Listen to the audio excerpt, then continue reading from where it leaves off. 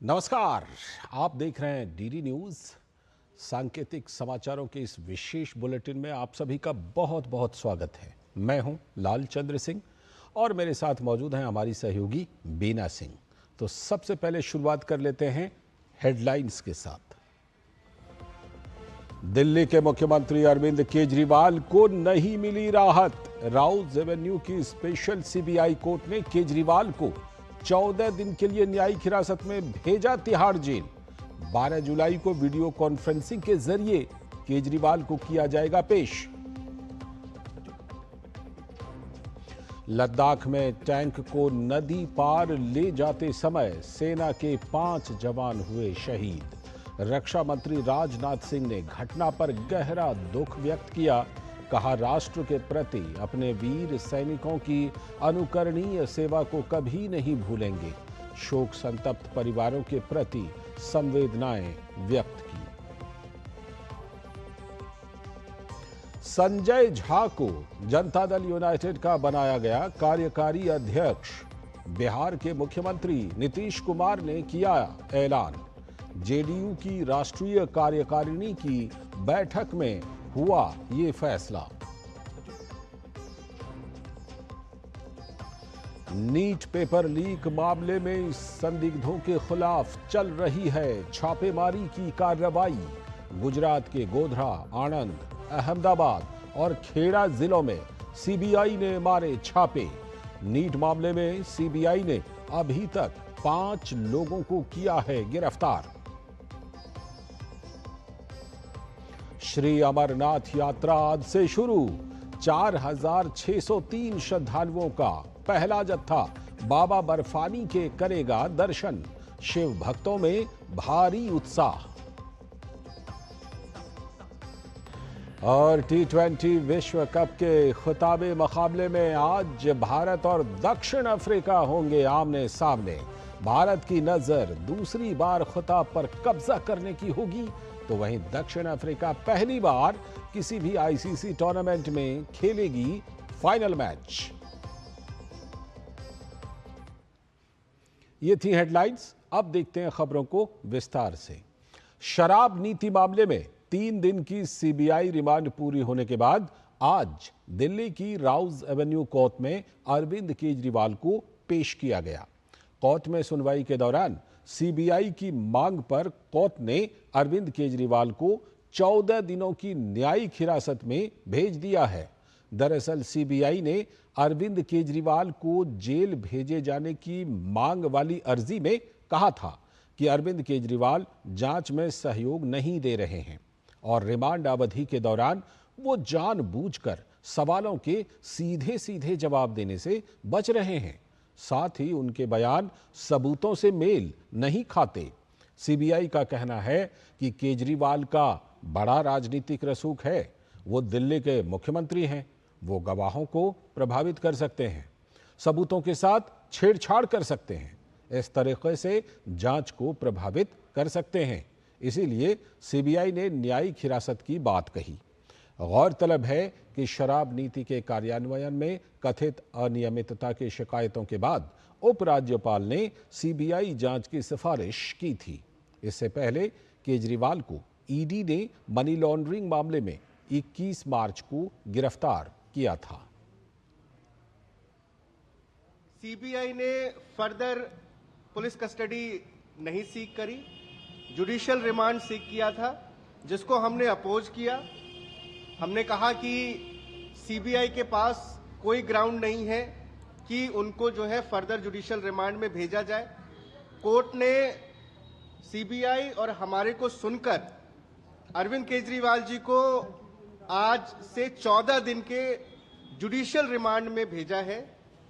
अब अरविंद केजरीवाल जी को 12 जुलाई को फिर दोबारा कोर्ट में पेश किया जाएगा। जो उनकी मेडिसिन्स चल रही हैं वो उनको मिलते रहेंगी।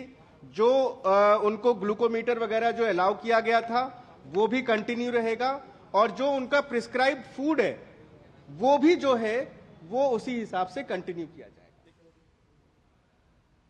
और अब अगली खबर, लद्दाख क्षेत्र में टैंक युद्ध अभ्यास के दौरान 5 सैनिक वीर गति को प्राप्त हो गए।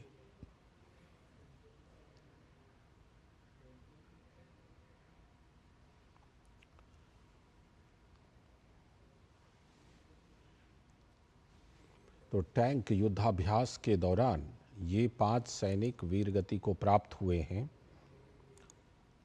रक्षा मंत्री राजनाथ सिंह ने इस पर शोक जताया है। रक्षा मंत्री राजनाथ सिंह ने सोशल मीडिया प्लेटफॉर्म एक्स पर अपनी संवेदनाएं व्यक्त की हैं। उन्होंने लिखा, लद्दाख में एक नदी के पार टैंक ले जाते समय एक दुर्भाग्यपूर्ण घटना में हमारे 5 बहादुर भारतीय सेना के जवानों की जान जाने पर गहरा दुख हुआ। हम राष्ट्र के प्रति अपने वीर सैनिकों की अनुकरणीय सेवा को कभी नहीं भूलेंगे। शोक संतप्त परिवारों के प्रति मेरी हार्दिक संवेदना। दुख की इस घड़ी में देश उनके साथ मजबूती से खड़ा है।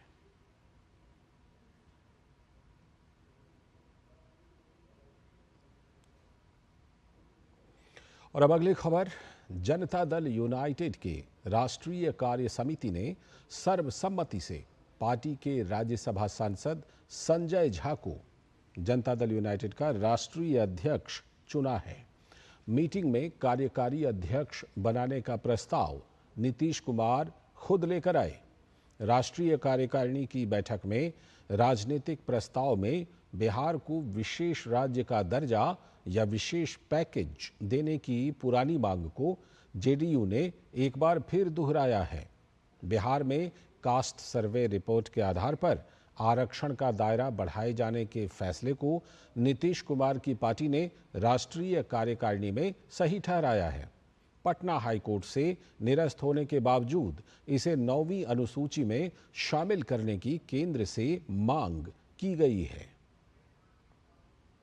मुख्यमंत्री जी ने बड़ा भरोसा दिया है। मुख्यमंत्री जी ने हमारे जो नेता हैं उन्होंने बड़ा विश्वास जताया है। उनके प्रति मैं कृतज्ञता व्यक्त करता हूं कि इतनी बड़ी जिम्मेवारी मेरे ऊपर इतना बड़ा विश्वास किया है और मैं निश्चित रूप से कोशिश करूंगा जो विश्वास उन्होंने जताया है उस पर खरा उतरने की।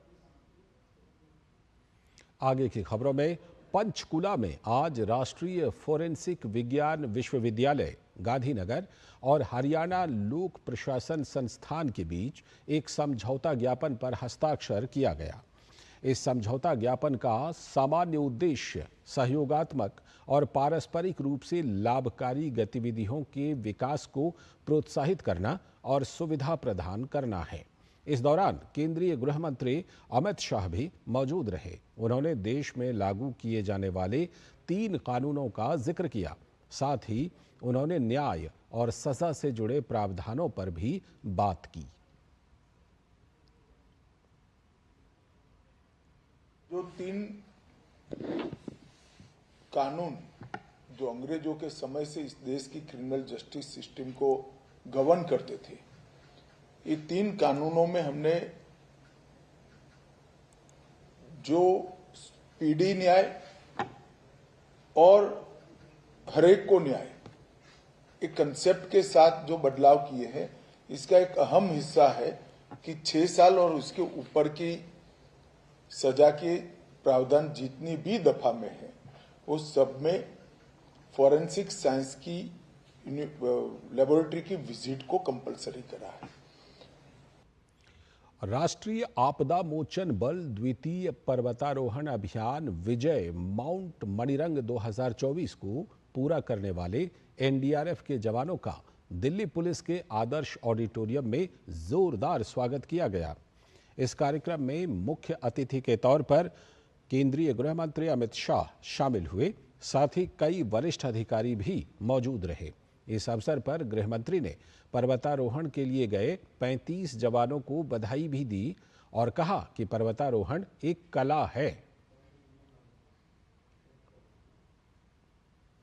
पर्वत आरोहण ये सिर्फ एक आर्ट नहीं है, ये जीवन जीने की कला है। जीवन में कई सारी घटनाओं का आपके जीवन को आप रिवाइंड कर कर इसकी फिल्म देखेंगे तो पर्वतारोहण में आने वाली सब कठिनाइयों के अलग अलग प्रकार की कठिनाइयां कुछ और स्वरूप में आपके जीवन में आई होगी। ये कला अगर सिद्धहस्त कर लेते हैं तो अपने आप आगे के जीवन के लिए बहुत बड़ा एक शिक्षा का माध्यम होता है। इसलिए मैं आज 35 जवान जो गए थे वो 35 जवान और बल के प्रतीक के रूप में श्री पीयूष आनंद जी को बहुत बहुत बधाई देता हूं और मैं मानता हूं कि 21,625 फीट पर मणिरंग पर्वत पर जब आपने तिरंगा फहराया ये बल के लिए बहुत बड़ी सिद्धि का परिचायक रहा है। नीट पेपर लीक मामले में सीबीआई की टीम ने बड़ी कार्रवाई करते हुए गुजरात की 7 जगहों पर छापेमारी की है। सीबीआई ने गोधरा, आणंद, अहमदाबाद और खेड़ा जिलों में छापेमारी की। गौरतलब है कि नीट मामले में सीबीआई ने अभी तक 5 लोगों को गिरफ्तार किया है। नीट मामले में ही सीबीआई ने झारखंड के हजारीबाग से एक और व्यक्ति को गिरफ्तार किया है। गिरफ्तार व्यक्ति पत्रकार और कॉलेज के प्रिंसिपल को मदद कर रहा था। और नीट पेपर लीक मामले को लेकर बिहार में सीबीआई ताबड़तोड़ कार्रवाई कर रही है। बिहार के हजारीबाग से गिरफ्तार 3 लोगों को सीबीआई आज मेडिकल कराने के लिए एलएनजेपी अस्पताल लेकर गई। इसके बाद उन्हें सीबीआई ऑफिस लाया गया, जहां उनसे पूछताछ की गई। सीबीआई को कोर्ट से उनकी रिमांड पहले ही मिल चुकी है। वहीं दूसरी तरफ सीबीआई के 15 सदस्यों की टीम पटना के बेऊर जेल में बंद 13 आरोपियों से लगातार पूछताछ कर रही है। अगली खबर, भारत के पूर्व उपराष्ट्रपति एम वेंकैया नायडू के 75वें जन्मदिन की पूर्व संध्या पर प्रधानमंत्री नरेंद्र मोदी 30 जून को करीब दोपहर 12 बजे वीडियो कॉन्फ्रेंसिंग के माध्यम से उनके जीवन और यात्रा पर 3 पुस्तकों का विमोचन करेंगे। यह कार्यक्रम हैदराबाद के गाचीबोवली में अन्वय कन्वेंशन सेंटर में होने वाला है।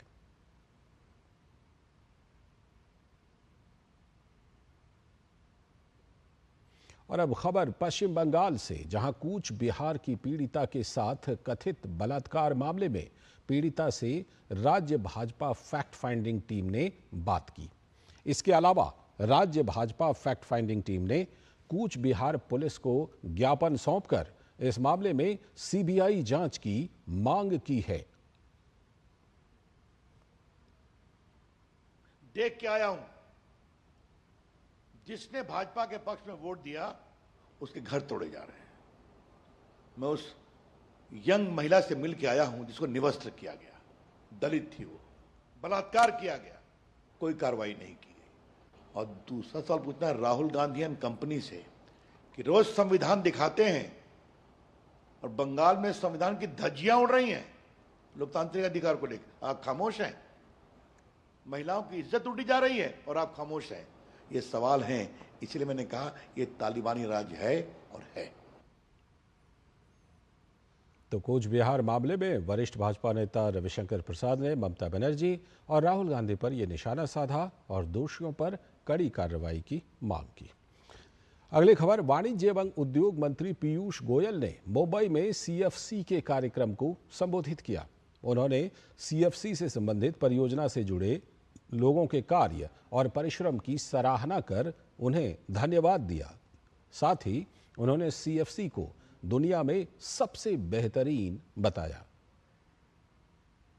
Initiated with great enthusiasm by the GJEPC in partnership with SEEPS becomes a grand success, and as I come into this room it gives me immense pride and pleasure at the remarkable work that all of you have done. I would like to particularly acknowledge the presence of all our students, the trainees, and to my mind, The CFC may be very beautiful. CFC may have come out as the world's best CFC, as Colin was just mentioning. You said there's no comparable facility.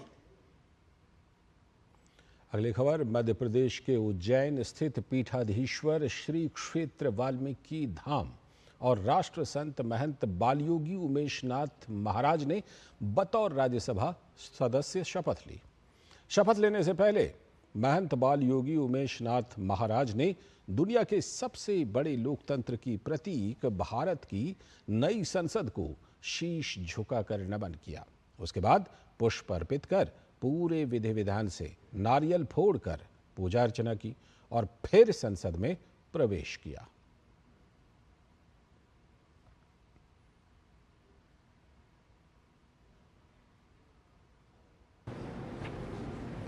मैं बालयोगी उमेशनाथ जो राज्यसभा का सदस्य निर्वाचित हुआ हूँ, ईश्वर की शपथ लेता हूँ कि मैं विधि द्वारा स्थापित भारत के संविधान के प्रति सच्ची श्रद्धा और निष्ठा रखूँगा। मैं भारत की प्रभुता और अखंडता अक्षुण्ण रखूँगा।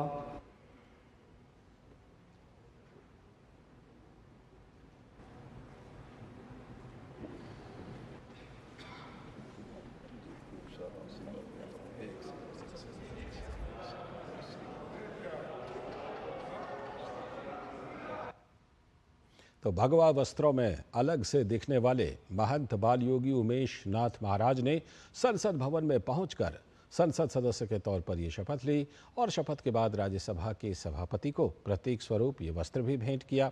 गौरतलब है कि वाल्मीकि आश्रम के पीठाधीश्वर उमेशनाथ महाराज को बीजेपी ने राज्यसभा भेजा है। महंत बालयोगी उमेशनाथ महाराज देश के सर्वमान्य संत एवं क्रांतिकारी राष्ट्रवादी विचारक हैं। खबर दिल्ली से देहरादून आने जाने वाले लोगों के लिए ये खुशखबरी है। दिल्ली देहरादून एक्सप्रेसवे का निर्माण कार्य जोरों पर चल रहा है। आगामी अक्टूबर महीने में इसे देश की जनता को समर्पित किया जा सकता है। इस दिल्ली देहरादून एक्सप्रेसवे का जायजा लेने पहुंचे केंद्रीय सड़क परिवहन और राजमार्ग राज्य मंत्री हर्ष मल्होत्रा और उनके साथ मौजूद रहे उत्तर पूर्वी दिल्ली के सांसद मनोज तिवारी। तो कैसा बनाया जा रहा है दिल्ली देहरादून एक्सप्रेसवे? दिल्ली एनसीआर में इसी का जायजा लिया है हमारे संवाददाता गिरीश निशाना ने। केंद्रीय सड़क परिवहन और राजमार्ग राज्य मंत्री हर्ष मल्होत्रा ने दिल्ली देहरादून एक्सप्रेसवे पे काम का जायजा लिया। आप यहाँ मेरे पीछे देख सकते हैं, ये वही रास्ता है जो दिल्ली से देहरादून के लिए बनाया जा रहा है। दिल्ली देहरादून एक्सप्रेसवे अक्षरधाम से शुरू होगा और गीता कॉलोनी, सिग्नेचर ब्रिज होते हुए बागपत के रास्ते देहरादून तक जाएगा। इसके चालू होने के बाद दिल्ली मेरठ एक्सप्रेसवे पर थोड़ा दबाव कम होगा। दिल्ली देहरादून एक्सप्रेसवे पर कैसा काम चल रहा है दिल्ली के अंदर, इसका जायजा लेने के लिए खुद पहुंचे हैं केंद्रीय सड़क परिवहन और राजमार्ग राज्य मंत्री हर्ष मल्होत्रा। फिलहाल सबसे पहले वे गीता कॉलोनी पहुंचे और उसके बाद अन्य इलाकों में इन्होंने जायजा लिया। दिल्ली देहरादून एक्सप्रेसवे आदरणीय नितिन जी, आदरणीय मोदी जी के योजना से लगभग तैयारी पर है, पर इसके अंदर कुछ स्ट्रेटेजिक पॉइंट्स हैं कंप्लीशन से पहले, उनको विजिट करके उनको देख के यहाँ के स्थानीय नागरिकों की सुविधा के लिए कुछ यू टर्न्स क्लोज देने हैं, उसके बारे में आज ये विजिट है। और सोनिया विहार के पास एक टोल जो वहाँ बनना है उसको लेकर के वहाँ के नागरिकों के अकॉर्डिंग उसको थोड़ा शिफ्ट करने की बात है। अक्टूबर नवंबर के आसपास ऐसा लगता है कि हम इसको शुरू कर पाएंगे। केंद्रीय मंत्री हर्ष मल्होत्रा के साथ सांसद मनोज तिवारी भी दौरे पर रहे। सर, किस तरह का आपका ये दौरा रहा? इस क्षेत्र के लिए वरदान है ये सड़क। नरेंद्र मोदी जी का बहुत बड़ा उपहार है ये सड़क, NH 709 भी। मगर चूंकि हम लोग छोटी छोटी समस्याओं को भी एड्रेस करते हैं, तो आज हम लोग इसका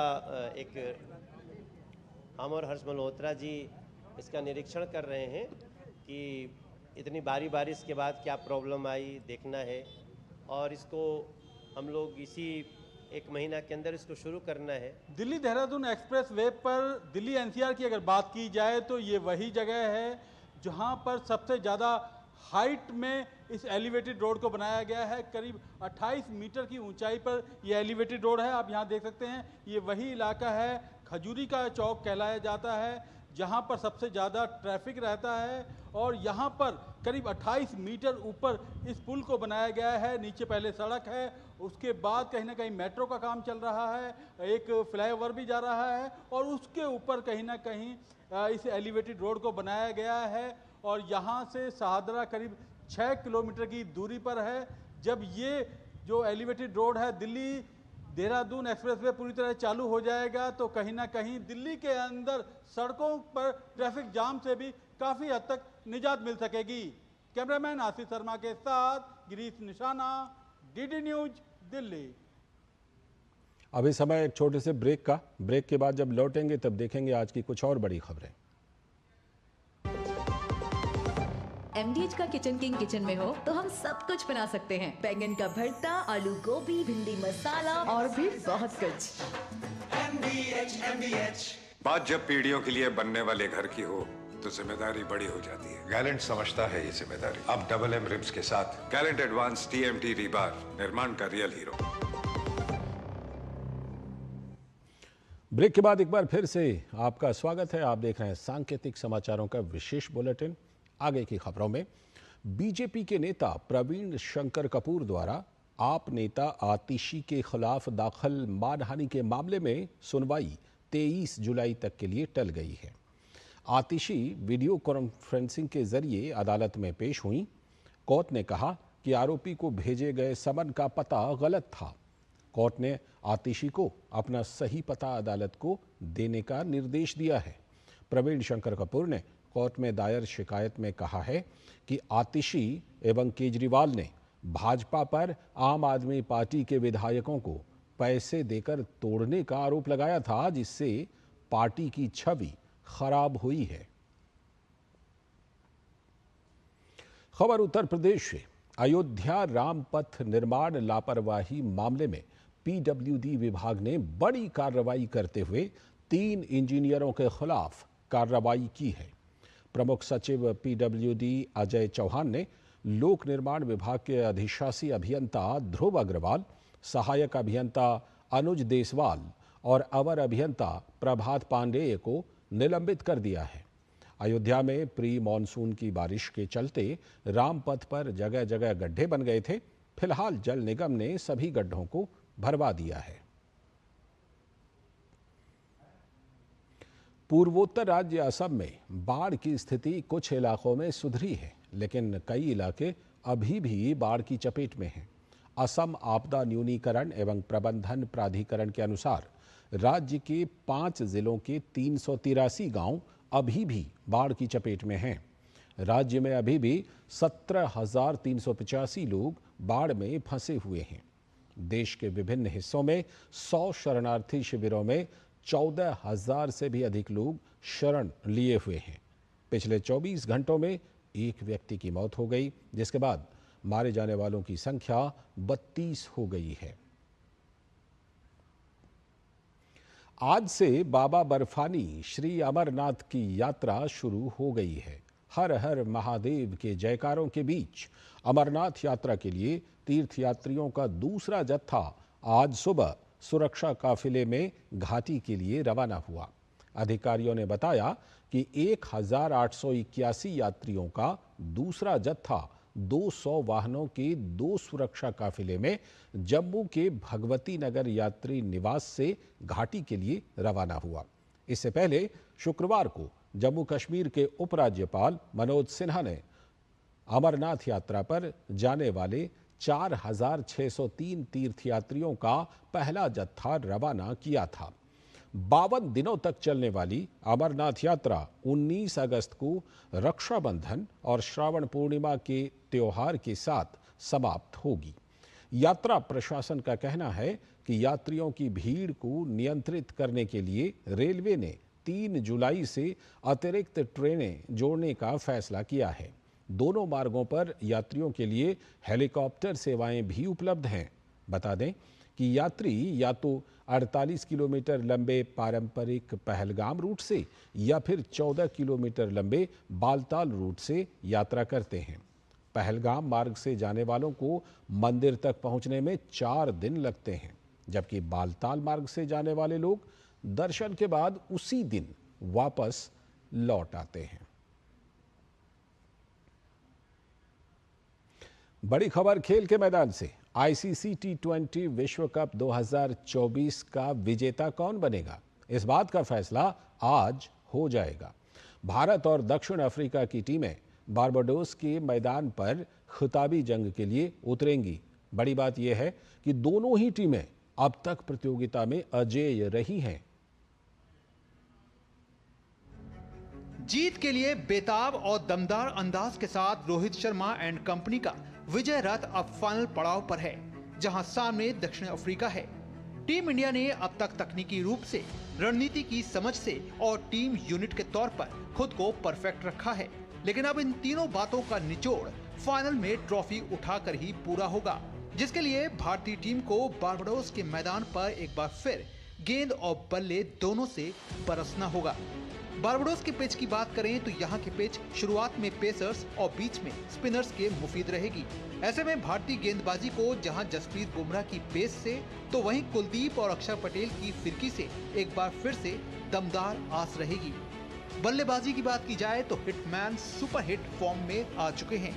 ऐसे में एक और शानदार पारी टीम को खिताब दिला सकती है। उम्मीद कोहली के विराट फॉर्म में लौटने की रहेगी। वहीं मध्य क्रम में सूर्या, पंत और हार्दिक की तिकड़ी का कमाल टीम इंडिया के लिए धमाल मचाता रहेगा। उधर दक्षिण अफ्रीका की बात करें तो टीम ने ग्रुप चरण में अपने सभी मैच जीते थे। इसके बाद सुपर 8 में भी टीम ने अपने तीनों मुकाबलों में जीत दर्ज की। सेमीफाइनल में टीम ने अफगानिस्तान को हराया। टीम जीत की इसी लय को अब बरकरार रखना चाहेगी। प्लेइंग 11 में दक्षिण अफ्रीका कोई बदलाव करे ऐसा दिखता नहीं। क्विंटन डिकॉक बल्ले से रन निकालने में कामयाब रहे हैं। वहीं गेंदबाजी में कागिसो रबाडा और तबरेज शम्सी जैसे नाम हैं, जिनसे इस टीम को खासी उम्मीद रहेगी। T20 विश्व कप में दोनों टीमों के बीच अब तक 6 मुकाबले हुए हैं, जिसमें से 4 बार भारत ने बाजी मारी है, जबकि दक्षिण अफ्रीका के हाथ 2 बार बाजी लगी है। जाहिर तौर पर एक टीम ऐसी है जो पहली बार विश्व चैंपियन बनने का सपना देख रही है, तो दूसरी तरफ एक ऐसी टीम है जो दोबारा क्रिकेट के इस छोटे फॉर्मेट की बादशाहत को पाना चाहती है। मंच सज चुका है और खिताबी भिड़ंत में अब आमने सामने हैं इंडिया और साउथ अफ्रीका। दोनों ही टीमों के लिए ये करो और मरो की स्थिति है, क्योंकि दोनों ही टीमें बहुत सालों से एक आईसीसी टूर्नामेंट नहीं जीत पाई है। भारत का आखिरी आईसीसी टूर्नामेंट था 2013 का चैंपियंस ट्रॉफी, और उनका T20 वर्ल्ड कप था जो सबसे पहला T20 वर्ल्ड कप हुआ था 2007 में, जबकि साउथ अफ्रीका ने एक भी T20 वर्ल्ड कप या फिर आईसीसी वर्ल्ड कप नहीं जीता। तो दोनों ही टीमों के लिए बहुत बड़ी उपलब्धि है, बहुत बड़ा मौका है इस T20 वर्ल्ड कप को अपने नाम करने का। कैंपस शंकर के साथ मैं तापस भट्टाचार्य, दूरदर्शन समाचार, बारबाडोस। तो सभी की नजर होगी इस हाई वोल्टेज मैच पर। और इस बुलेटिन में फिलहाल इतना ही। मुझे और हमारी सहयोगी बीना सिंह को दीजिए अनुमति। नमस्कार।